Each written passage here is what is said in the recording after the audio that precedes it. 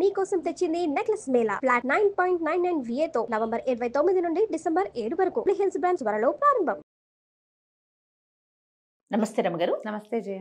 రమ్మగారు, మనకి ఈ నెలలో దత్త జయంతి ఉంది. దత్త జయంతి యొక్క విశిష్టత, ఆ రోజు మనం ప్రత్యేకమైన ఏమైనా పూజ చేయాల్సిన, అంటే ఇంట్లో చేసుకునే పూజ కాకుండా దత్తుడికి ఏదైనా మనం ప్రత్యేకమైన పూజా విధానం ఫాలో అవుతామా? దత్తాత్రేయ జయంతి అవునండి. మార్గశిర పౌర్ణమి. మార్గశిర పౌర్ణమి ఈసారి గురువారం కూడా వచ్చింది. అవును, గురువారం దత్త జయంతి వస్తే మరీ విశేషం. మామూలుగా ఈ దత్త పూజా విధానము ఇది కూడా ఒక ప్రత్యేక మార్గమే జయ. ప్రత్యేక మార్గంగా కనపడుతుంది.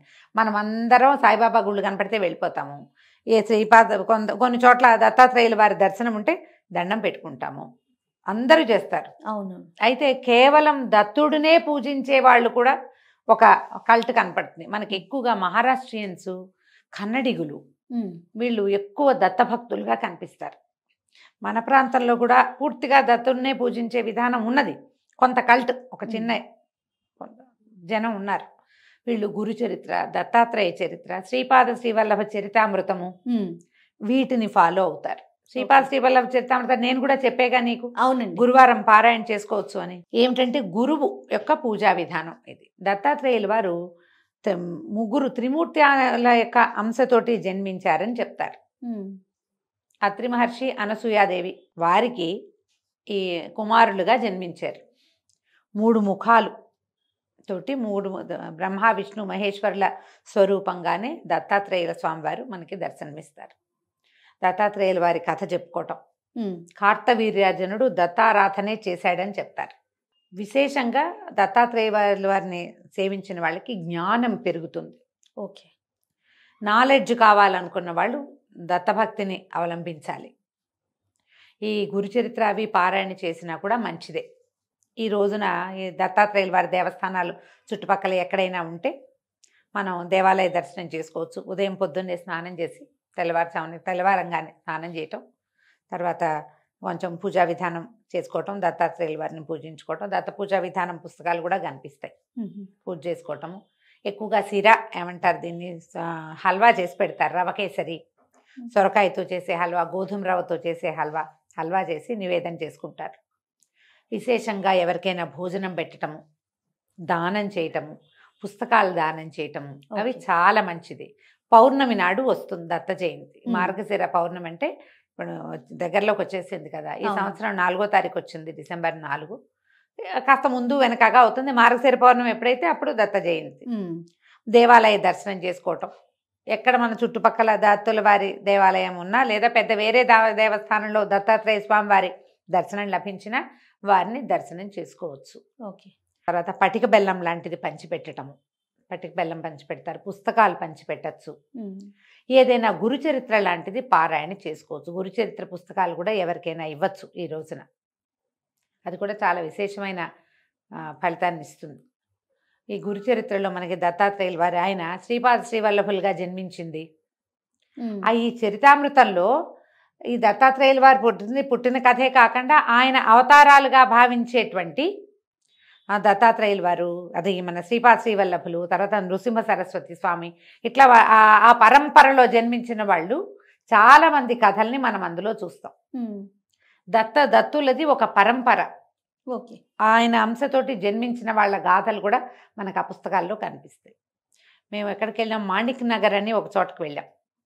ఈ మహారాష్ట్ర బార్డర్స్ అక్కడ, అది కూడా దత్త సంప్రదాయమే.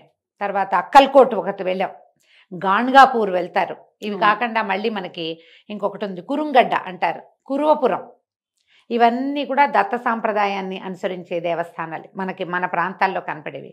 తర్వాత ఏమో పీఠికాపురంలో కూడా దత్తాత్రేయ స్వామి వారిది దేవాలయంది. శ్రీపాద శ్రీవల్లభులు అక్కడ జన్మించారు. ఓకే. మనకి పురుహూతికాదేవి కుకుటేశ్వర స్వామి దేవస్థానం ఉందా, అవును, అక్కడే మనకి దత్తాత్రేయ దర్శనం కూడా లభిస్తుంది. శ్రీపాద శ్రీవల్లభులు అక్కడ దర్శనం ఇస్తారు. ఇక్కడి నుంచి మొదలుపెట్టి ఈ అక్కల్కోటు ఇవన్నీ కూడా లైన్గా చూడొచ్చు మనకు దేవాలయాలు కూడా. ఏదైనా ఒక సందర్భం కుదిరినప్పుడు అలాంటి చోటకు వెళ్తే మంచిది. పైగా ఈసారి ఏమైందంటే గురువారం రావటం వల్ల ఇది మరింత విశేషంగా కనపడుతుంది. ఔదుంబర వృక్షమే ప్రత్యేకమైన పూజా విధానంగా చెప్తారు. ఔదుంబర వృక్షం అంటే మేడి చెట్టు అంటాం కదా. ఈ మేడి చెట్టులో దత్తాత్రేయుల వారు నివసిస్తారని ఒక ప్రఖ్యాతి. ఆ చెట్టును కొట్టకూడదు. దేవతా వృక్షంగా భావిస్తారు. ఔదుంబర వృక్షానికి ప్రదక్షిణ చేసిన, ఆ చెట్టు కింద కూర్చుని జపం కానీ ధ్యానం కానీ చేసుకున్న విశేషమైన ఫలితం లభిస్తుంది. మనకి ఈ దత్తక్షేత్రాలన్నిట్లలోనూ ఈ ఔదుంబరాలు కనపడతాయి విశేషంగా. స్వామివారు దాని మూలంలో నివసిస్తారని చెప్తారు. ఆ చెట్టును కొట్టకూడదు, దండం పెట్టుకోవటమే. ఎక్కడైనా మేడి చెట్టు కనపడితే దానికి నమస్కారం చేయాలి. అదొక ప్రత్యేకమైన వృక్షంగా చెప్తారు. వీరికి ఆవాస స్థానంగా ఉంటుందన్నమాట. మనం రావి చెట్టు ఎట్లా దేవాలయాల్లో అట్లా దత్తక్షేత్రాల్లో మేడి చెట్టు కనపడుతుంది అనమాట. విశాలమైన పెద్ద పెద్ద పెద్ద శాఖలు కలిగిన చెట్టును అసలు వాళ్ళ చెట్టు కొట్టరు. దాన్ని అవకాశం ఉన్న వాళ్ళు మనకి చుట్టుపక్కల ఎక్కడైనా ఉంటే ఆ ఔదుంబరం కూడా కనిపిస్తే నమస్కారం చేసుకోవచ్చు. మా ఫ్రెండ్ ఒకరి ఇంట్లో చూశాను నేను. ఆవిడ ఈ మేడి చెట్టును చిన్నది బాన్సాయి తెచ్చుకున్నారు. వాకిట్లో తులసి పక్కనే ఈ మేడి చెట్టు కూడా ఉంటుంది. స్వామి అక్కడ నివసిస్తారు కాబట్టి ఆవిడ రోజు కాసి నీళ్లు పోసి ఆ ఔదుంబరానికి నీళ్లు పోస్తే జ్ఞానం పెరుగుతుంది. పిల్లల్లో కొంచెం మందబుద్ధిగా ఉంటారు చూడు, వాళ్ళ చేత ఈ ఔదుంబర వృక్షానికి ప్రదక్షిణ చేయించిన, ఆ చెట్టుకు రోజువారీ నీళ్లు పోయించిన, దాని కింద కాసేపు కూర్చోబెట్టి ఏదైనా ధ్యానం చేయించినా కూడా పిల్లల్లో జ్ఞానవృద్ధి కలుగుతుంది. ఇంత విశేషాలు ఉన్నాయి కాబట్టి దత్త జయంతిని ప్రత్యేకంగా జరుపుకుంటాం. తెలుగునాట ఇంచుమించుగా మన 2 రాష్ట్రాల్లోనూ పూజా విధానం జరుగుతుంది.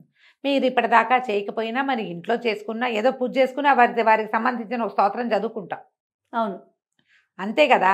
ఏదో చిన్న పాయసమో హల్వానో చేసి దత్తాత్రేయ స్వామివారి పుట్టినరోజు ఈ రోజునని నివేదన చేసుకుంటాం. ఇంత మటుకు పూజ చాలు. కుదిరితే ఏదైనా దేవాలయ దర్శనం చేయండి, అది కూడా మరింత మంచిది. దీంతోపాటు ప్లస్ నేనేమనుకుంటానంటే, ఇలా ప్రత్యేకమైన రోజు కాబట్టి ఈ గురు చరిత్ర ఇవి ఉన్నాయి కదా, స్వామి దత్తాత్రేయుల వారి చరిత్రలు చెప్పే పుస్తకాలు చాలా ఉన్నాయి. ఏదైనా ఒక పుస్తకంలో ఒక్క అధ్యాయాన్నైనా చదవండి తప్పకుండా. దానివల్ల ఏంటంటే ఈ పవిత్రమైన పౌర్ణమి నాడు విశేషమైన ఫలితం లభిస్తుంది. మామూలుగా మనం పౌర్ణమి ఏం చేస్తాం, సాయంకాలం లలితారాధన అలా చేసుకుంటాం. ఇది మార్గశిర మాసం కాబట్టి సాయంకాలం విష్ణు సహస్రనామ పారాయణ చేయండి, మంచిది. లలితా సహస్రనామం కూడా చేసుకుంటాము అంటే సహస్రనామం కూడా చక్కగా చేసుకోవచ్చు. చిన్న వెండి పాత్రలో పాయసం చేసి వెండి పాత్రలో పెట్టి చంద్రబింబం ఎక్కడ మనకి కనపడుతుందో వెన్నెట్లో కూర్చుని ఆ పళ్ళేని అక్కడ పెట్టుకుని ఆ వెండి గిన్నెని పారాయణ చేసుకుని ఆ చంద్రబింబంలో లలిత అమ్మవారిని భావించి ఈ పాయసాన్ని నివేదన చేసి ఆ చంద్రకాంతి పడినటువంటి క్షీరాన్నానికి ఔషధ గుణం పెరుగుతుందని, ఫలితం లభిస్తుందని చెప్తారు. దీనివల్ల చిత్తశాంతి, మానసిక నైర్మల్యం, మనసు ప్రశాంతంగా అవటం అలాంటివి జరుగుతాయి. మేము ఈ అవకాశాన్ని బట్టి ఏ ఆరాధన కుదిరితే అది చేసుకోండి. నమస్తే. నమస్తే చెండి.